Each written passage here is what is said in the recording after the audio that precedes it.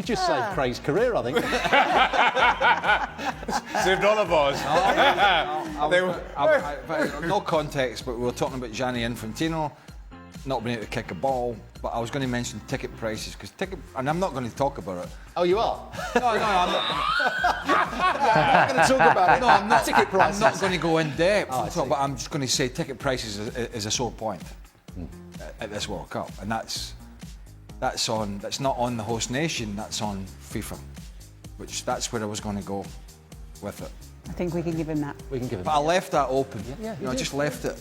Okay, Frank, which of these star players is most... Go on. Oh. No, just want to talk about, people who think that they play football and they compare to us, where we were playing. And sometimes when I get out of stage, we have to have a drink with some people who came to see us during the show, and they say, "Ooh, I was a football player myself." I say, "Oh, okay, which team did you play for?" He said, "No, in my village." I said, "Well, you know what?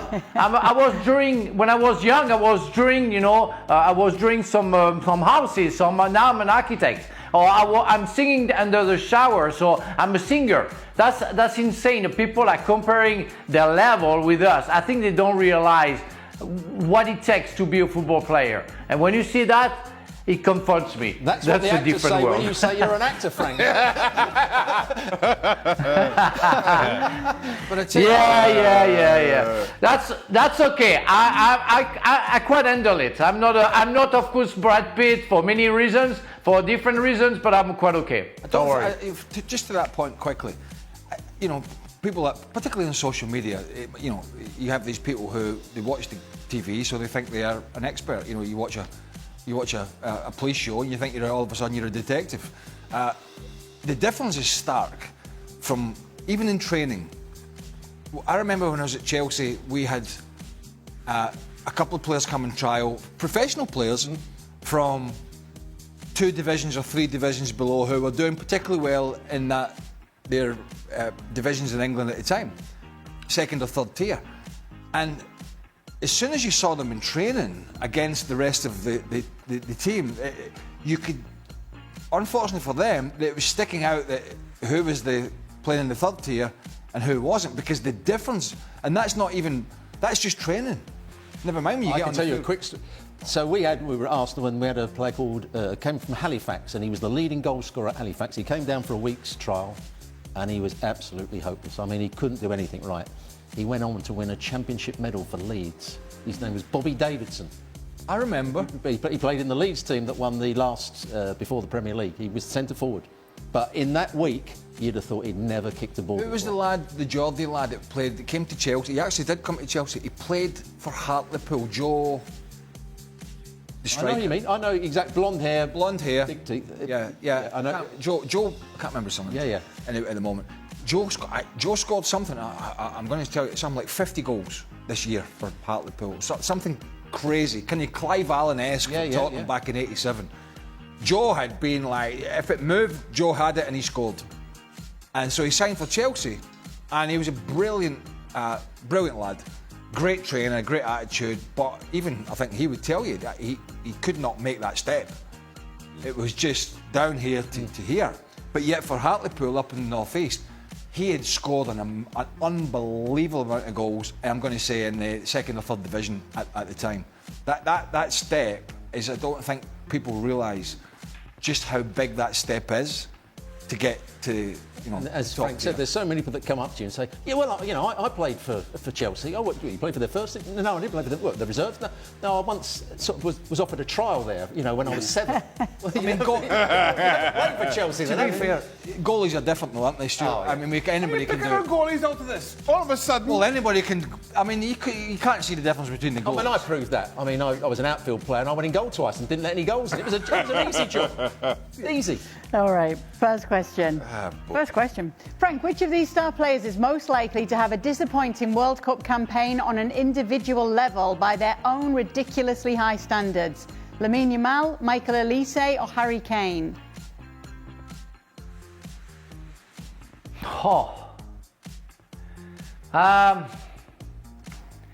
Wow, that's complicated.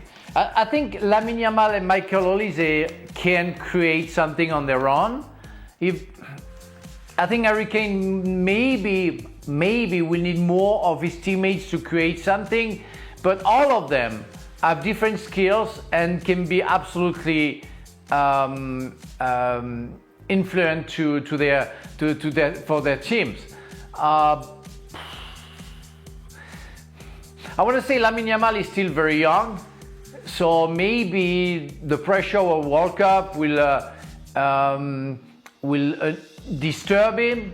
Where I think Michael Olise and Harry Kane, especially, they have already the experience and won't be that troubled. But I'm saying that, while I'm saying that, say, well, no, Lamine Yamal is so exceptional that he doesn't care about the World Cup, the European Championship, or that he already won, and the Champions League. So, can I say none of them will be disturbed and will be disappointed? That's not allowed. Well, Yamal, I don't think for the reason that Frank said I don't agree with, because he's nerveless and he'll play with confidence.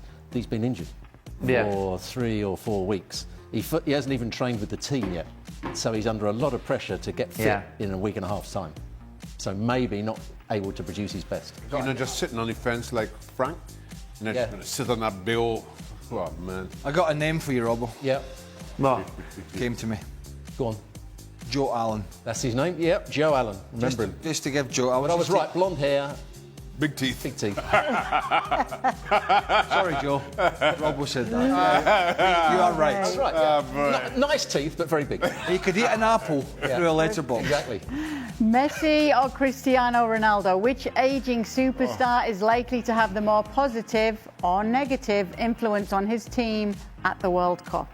Oh, we're not doing this whole Ronaldo thing again. I've been doing it for months. Yeah, we are. Messi is a short answer. So let's Positive or negative? Positive. let's have a quick historical look. No, let's not. Shall we do that? No, let's not. Messi. Recent history, Messi, World Cup winner, Argentina. Recent history, 2022 World Cup, 2024 Euros, 2018 or 2020, whatever it was, Cristiano Ronaldo was the talking point for all the wrong reasons. When Fernando Santos benched him at the time, and then I believe he scored a penalty in the last major tournament, but nothing else. So his performances, and we keep going over this, and Ronaldo fans just can't stop wetting the bed about it. But he, the recent history will tell you for Portugal, he has struggled at the major tournaments, not in the qualifiers. Ronaldo will have the bigger influence on his team because he's the manager as well as the player. So likely to, that being said, Portugal are a supremely talented side. They are a little to be fair, they are a little short in that department for alternatives. The big question is can a 40-something guy playing in Saudi Arabia who's banging the goals in over there and all that, who cares, can he put behind him the previous struggles in the recent major tournaments and flourish again at his age? That's the big question. For all, start, bench, drop, sell in their prime. Zidane, Iniesta, Steven Gerrard, Paul Scholes. Boy. Why do we get this? Why is there 4 now? that's not the same. That's not the same position. Why do you put Zidane with Paul Scholes? I mean,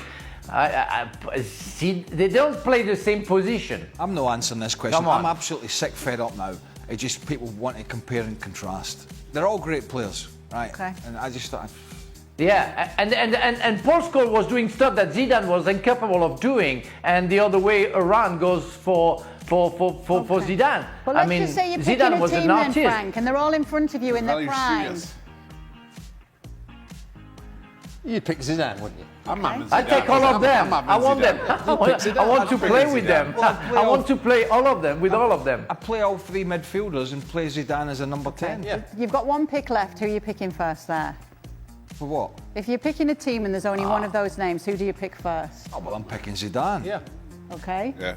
And then who? Zidane? Yeah, okay. Zidane. Zidane's not in the list anymore. If you're picking a team where there's only one player left, who would you pick? Sod off. Iniesta. Gerrard and Scholes. Sort of. You, I'm a Paul Robert. Scholes. Iniesta. you just morphed into a pundit. I mean, a punter, not a pundit. Iniesta, So a World Cup Zidane, winner. Iniesta. Bit and like then Frank, a World Cup who winner. out of Gerrard and Scholes? Who had more influence on his team? I'm going to go with Steven Gerrard. Okay. So in the order that it is there. All right. Don't take the bait, Rob. No, I don't agree with that. But I don't no, agree we with don't that. agree with it. If you take Frank. Zidane out, No, if you take Zidane out of the contest, Paul Scholes was a hard worker. You need a hard worker. And he was working more defensively than Iniesta and Steven Gerrard. And he was capable of giving good balls to Zidane. And because we all pick Zidane out of the contest as a number 10, Paul Scholes will give the ball to Zidane, who's going to score, and it will be the best pairing in the world. So that's why Frank's never been a Zidane coach or a after manager. Paul Scholes. See, this is the type of conversation. This is the type of conversation that is absolutely perfect for Twitter or X, call it whatever you want, where a bunch of people can just go and get their knickers in a twist about who's the best. I think we need to rise above that kind of nonsense now. Yeah. Jack. Very mature of you, Craig. Well, no, it is. It's like, you know, it's just silly, really, isn't it? Nobody's ever accused me of being above anything. Okay, let's see what Frank thinks of this. Frank, what do you think of Nadem picking France as a likely surprise flop at the World Cup?